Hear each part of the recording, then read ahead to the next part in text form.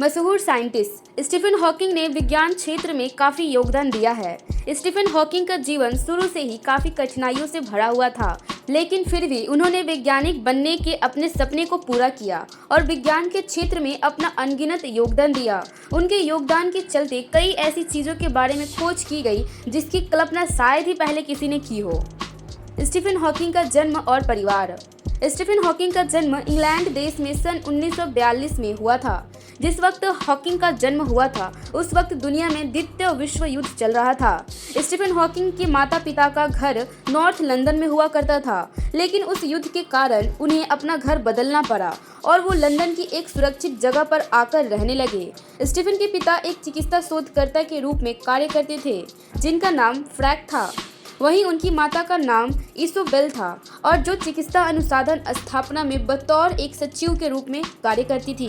Hawking के माता पिता की मुलाकात चिकित्सा अनुसंधान संस्थान में कार्य करने के दौरान ही हुई थी, जिसके बाद उन्होंने शादी कर ली और इनके कुल 4 बच्चे थे जिनका नाम स्टीफन, फिलिपा, मैरी और एडवर्ड था। एडवर्ड उनका गोद लिया हुआ बेटा था।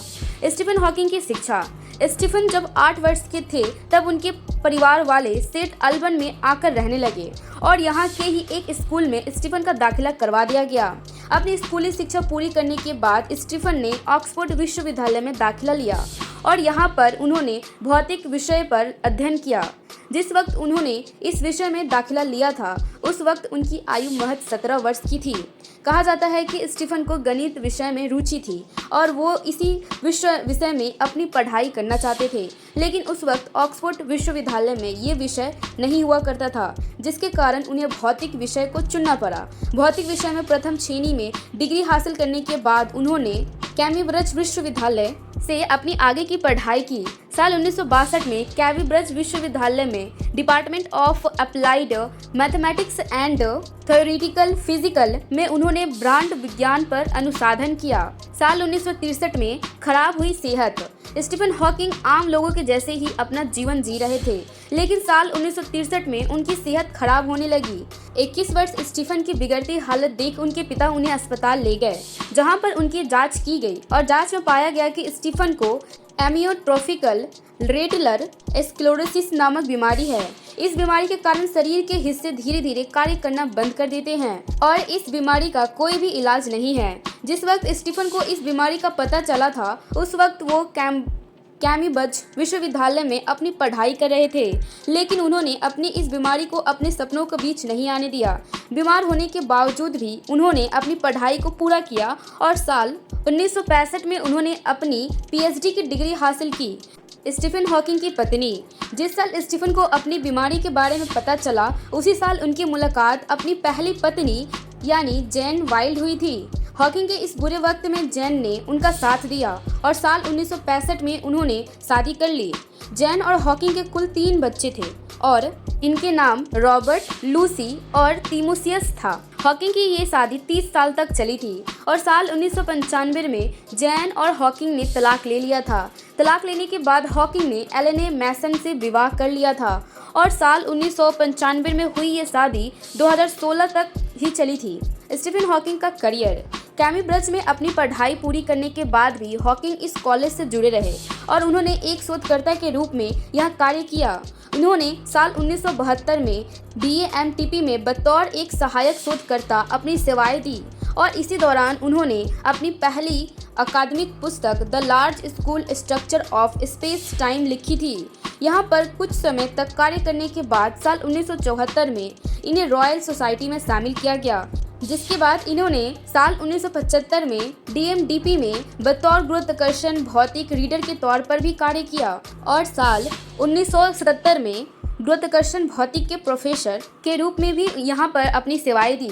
वहीं इनके कार्य को देखते हुए साल 1979 में इन्हें कैम्ब्रिज में गणित के लुकासियन प्रोफेसर नियुक्त किया गया था, जो कि दुनिया में सबसे प्रसिद्ध अकादमिक पद है और इस पद पर उन्होंने साल 2006 तक कार्य किया। स्टीफन हॉकिंग को मिले पुरस्कार और उपलब्धियां। प्रोफेसर स्टीफन हॉकिंग के पास कुल 13 मानद डिग्रियां हैं। वहीं इनके योगदान के लिए इन्हें कई अवार्ड भी दिए गए हैं। साल 1966 में स्टीफन हॉकिंग को एडमस पुरस्कार दिया गया था। इस पुरस्कार के बाद उन्होंने साल 1975 में एडिगंटन पदक और साल 1976 में मैक्सवेल मेडल एंड प्राइज मिला था। हैनीमान पुरस्कार हॉकिंग को साल 1976 में दिया गया था। इस पुरस्कार को पाने के बाद इन्हें साल 1978 में एक और पुरस्कार से नवाजा गया था और इस पुरस्कार का नाम अल्बर्ट आइंस्टाइन मेडल था। साल 1985 में हॉकिंग को आरएस गोल्ड मेडल और साल 1987 में Dirac medal of the institute of physical भी दिया गया था। इसके बाद सन 1988 में इस महान वैज्ञानिक को वुल्फ पुरस्कार भी दिया गया था। ऊपर बताए गए अवार्ड के अलावा इन्हें combo medal 2006, presidential medal of freedom 2009, fundamental physical prize 2012 और BVA foundation frontiers of knowledge award 2015 भी दिया गया था। स्टीफन हॉकिंग द्वारा किया गया कार्य। प्रोफेसर स्टीव हॉकिंग ने ब्रह्मांड को नियंत्रित करने वाले बुनियादी लॉ पर कई शोध किए हैं। हॉकिंग ने अपने साथी रोजर पेनरोज के साथ मिलकर एक शोध किया था और दुनिया को बताया था कि अंतरिक्ष और समय ब्रह्मांड के जन्म के साथ शुरू हुआ है और ब्लैक होल के भीतर समाप्त होंगे। आइंस्टाइन की थ्योरी ऑफ रिलेटिविटी और क्वांटम थ्योरी का प्रयोग करके हॉकिंग ने यह भी निर्धारित किया कि ब्लैक होल पूरी तरह से शांत नहीं है बल्कि उत्सर्जन विकिरण करता है। इसके अलावा हॉकिंग ने यह भी प्रस्ताव किया था कि ब्रह्मांड की कोई सीमा नहीं है और विज्ञान की मदद से ये भी पता किया जा सकता है कि ब्रह्मांड की शुरुआत कब हुई थी और कैसे हुई थी। स्टीफन हॉकिंग द्वारा लिखी गई किताबें। स्टीफन हॉकिंग ने अपने जीवन काल में कई किताबें भी लिखी हैं और इनकी ये किताबें अंतरिक्ष के विषय में ही लिखी गई हैं। इनके द्वारा लिखी गई कई किताबों की जानकारी दी गई है। हॉकिंग द्वारा लिखी गई सबसे पहले किताब का नाम a brief history of time था।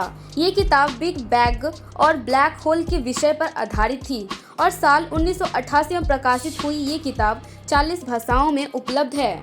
The universe in A nutshell ये किताब साल 2001 में प्रकाशित की गई थी और हॉकिंग द्वारा लिखी गई इस किताब को साल 2002 में एवेंटिक्स प्राइज ऑफ साइंस बुक्स मिला था। द ग्रेट डिज़ाइन हॉकिंग द्वारा लिखी गई द ग्रेट डिज़ाइन किताब 2010 में प्रकाशित हुई थी और इस किताब में भी अंतरिक्ष से जुड़ी जानकारी दी गई थी। ये किताब भी काफ़ी सफल किताब साबित हुई थी। ब्लैक होल और बेबी यूनिवर्स ये किताब साल 1993 में आई थी और इस किताब में हॉकिंग द्वारा ब्लैक होल से संबंधित लिखे गए निबंधों और व्याख्यानों का भी जिक्र था। इसके अलावा हॉकिंग ने अपने बच्चों के लिए भी एक किताब लिखी थी जिसका नाम जॉर्ज द बिग बैग था और ये किताब साल 2011 में आई थी। स्टीफन हॉकिंग के उदाहरण। जीवन दुर्भाग्यपूर्ण होगा यदि ये अजीब और रोचक भरा ना हो तो। अगर आप हमेशा नाराज रहेंगे एवं कोसते ही रहेंगे तो किसी के पास आपके लिए टाइम नहीं होगा। मेरे जीवन का लक्ष्य बहुत ही आसान है और ये लक्ष्य इस ब्रह्मांड को समझाना और ये पता लगाना है कि ये ऐसा क्यों है और ये क्यों है। अज्ञानता दुश्मन नहीं है जबकि दुश्मन वो भ्रम है जो ये कहे कि आपको सब कुछ आता है। स्टीफन हॉकिंग के जीवन पर बनी फिल्म साल 2014 में इन पर एक मूवी बनाई गई जिसका नाम द थ्योरी ऑफ एवरीथिंग है। इस फिल्म में उनकी ज़िंदगी के संघर्ष को दिखाया गया था और बताया गया था कि किस तरह से उन्होंने अपने सपने को पूरा किया था। स्टीफन हॉकिंग की कुल संपत्ति। इंग्लैंड के कैम्ब्रिज शहर में स्टीफन हॉकिंग का खुद का एक घर है और इस वक्त उनके पास कुल $20 मिलियन की संपत्ति है। इन्होंने ये संपत्ति अपने कार्य, पुरस्कारों और किताबों के जरिए कमाई है। स्टीफन हॉकिंग की मृत्यु। हॉकिंग लंबे समय से बीमार चल रहे थे। उनके बीमारी के कारण उन्होंने अपने जीवन के लगभग 53 साल व्हीलचेयर पे बिताया था। वही 14 मार्च 2018 को इस महान वैज्ञानिक ने अपनी अंतिम सांस इंग्लैंड में ली है और इस दुनिया से विदाई ले ली। लेकिन विज्ञान में इनके द्वारा दिए गए योगदानों को कभी भी भुलाया नहीं जा सकेगा।